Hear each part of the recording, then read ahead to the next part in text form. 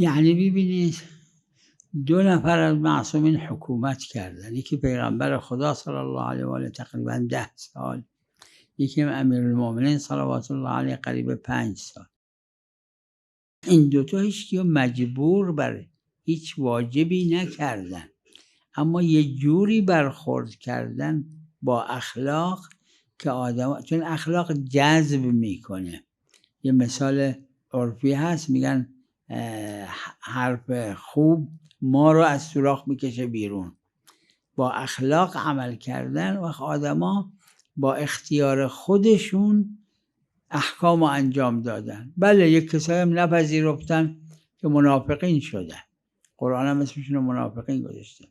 اگر انسان، هر کسی، پدر، مادر، بزرگ خانواده، رئیس عشیره، با اخلاق برخورد کنه، آدما با اخلاق جذب میشن.